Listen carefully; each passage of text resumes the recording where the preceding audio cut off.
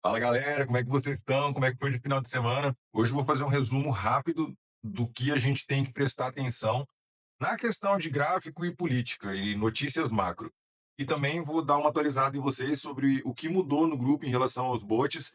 E também o pessoal tem me pedido muito para analisar outras moedas, porque normalmente eu analiso só o Bitcoin e às vezes eu analiso o Ethereum. Eu pensei em como fazer isso de uma forma que eu posso trazer informações importantes para ajudar na decisão de vocês.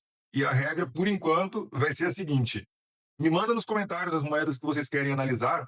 Para testar, a gente vai fazer dessa forma. Eu vou analisar as três primeiras moedas do top 7 do nosso bot e mais duas que vocês mandarem aqui nos comentários para mim. Assim fica mais democrático e eu consigo dar prioridade para o pessoal que patrocina o grupo. Eu atualizei o módulo de moderação do nosso bot, porque principalmente nos momentos que eu não estava no grupo, tinha golpista se aproveitando para atrair pessoas para golpe. Agora, quem já está cadastrado no bot tem mais prioridades. Então, o pessoal que é mais antigo no grupo já está cadastrado no bot, vai poder continuar mandando imagem e assim vai. Mas quem chegou agora no grupo que ainda não se cadastrou, vai estar restrito a mandar somente texto. Mas aí, a partir do momento que vocês se cadastrarem no bot, falarem comigo, a gente vê que você não é golpista e aí você passa a ter os direitos iguais a todos do grupo. Essa semana, a gente vai ter que prestar atenção. As tarifas do Trump foram derrubadas pela Suprema Corte dos Estados Unidos, ele ficou doido e impôs a mesma tarifa de 15% para todo mundo. Isso vai dar treta, tanto o Trump não quer ser barrado pela Suprema Corte e a Suprema Corte já decidiu que vai barrar o Trump. Então isso vai gerar uma treta judicial e a gente não sabe qual que vai ser o desfecho. Então a gente tem que ficar de olho porque a hora que o resultado disso for divulgado, vai trazer volatilidade. O Canadá e a Europa estão em alerta máximo, estudando como vai tratar a suspensão de acordos comerciais com os Estados Unidos. Isso é sério. Os Estados Unidos e o Irã também estão brigando. Falaram que ia sair um acordo, não deu certo, ninguém cedeu, não rolou acordo, então a qualquer momento pode ter um bombardeio e a coisa piorar. Para ajudar, saiu notícia que tem Baleia e o Vitalik, dono do Ethereum, estão despejando. O Ethereum tem mantido o short ratio bem mais baixo que o Bitcoin, de que ele deve derreter mais que o Bitcoin. E eu não gosto muito de falar de gap, mas a abertura semanal do CME deixou uma pancada de gap aberto aí que a gente tem que levar em consideração também. O investidor gosta de previsibilidade e não é o que está tendo agora. Por isso que eu sempre falo que o dinheiro agora não vai parar em ativos de risco, incluindo cripto. Hoje o pessoal está colocando o dinheiro em metais e em ativos que geram dividendo ou renda fixa, tesouro direto e assim vai. E também essa alta na Bolsa do Brasil não é uma alta consistente, não é porque o Brasil começou a crescer e a gente vai ficar milionário. É especulação em países emergentes. Isso está acontecendo com praticamente todos. Enquanto os Estados Unidos perdem dinheiro, outros países recebem, e normalmente esse dinheiro que chega rápido sai mais rápido ainda. Então se preparem.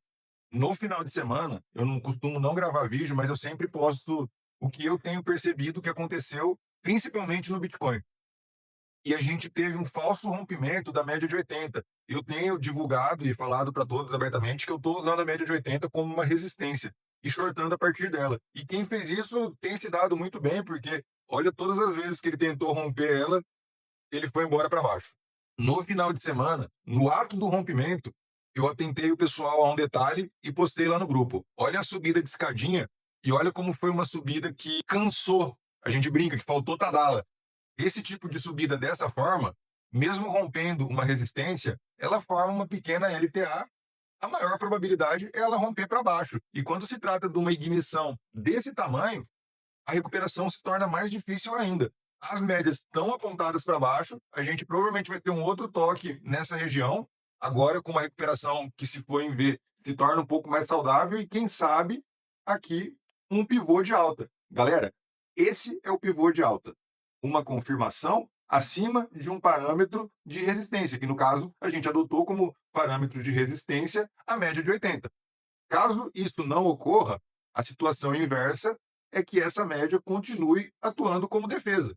E eu vou continuar shortando essa região e tomar um stop acima aqui de 72, 73 mil, porque eu estou usando essa região para entrar e seguir descendo. Então, eu estou só trazendo uma atualização da análise do Bitcoin. Quem acompanha meus vídeos pode pegar desde o começo esse movimento. A gente preveu exatamente a hora que ele começou e está shortando desde então. Agora eu vou abrir as moedas que estão no top do bot hoje para a gente ver. E a primeira delas é a nossa amada XRP.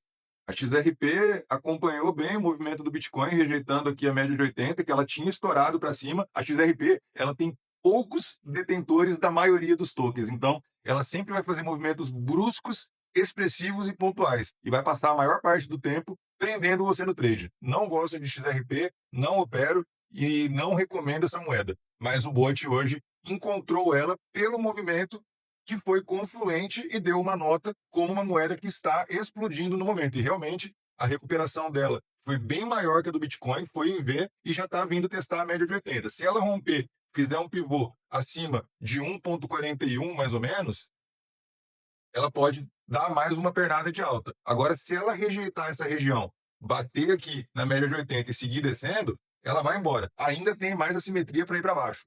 No Pi Indicator, a gente vê que ela furou legal uma resistência, mas não conseguiu se segurar acima dela. Mas ela ainda tem a possibilidade de ou fazer isso ou fazer isso. E se ela se manter em cima da região de 142 até 141, ela pode estar formando aí uma estrutura para ir buscar regiões mais altas. Mas a maior tendência é ela rejeitar e cumprir aqui esse movimento. E o que eu faria em XRP seria ordens de short nesta região escalonadas, com stop aqui acima. E aí, se eu tomar um stop aqui, eu pego ela mais acima e tá tudo bem. Então não tem muita novidade o XRP, mas ela realmente fez uma recuperação em V. A segunda colocada do bot foi a Doge, tá tentando romper a POC aqui no Pi. A média de 80 conflui com uma resistência, isso é muito importante. Se ela bater aqui e voltar, ela vai ter uma rejeição na região de 0,98. E aí é um ótimo ponto para short também, porque olha a densidade desse VPVR que ela tem para furar acima. Mas a Doge também, ela está numa região muito apertada, muito comprimida.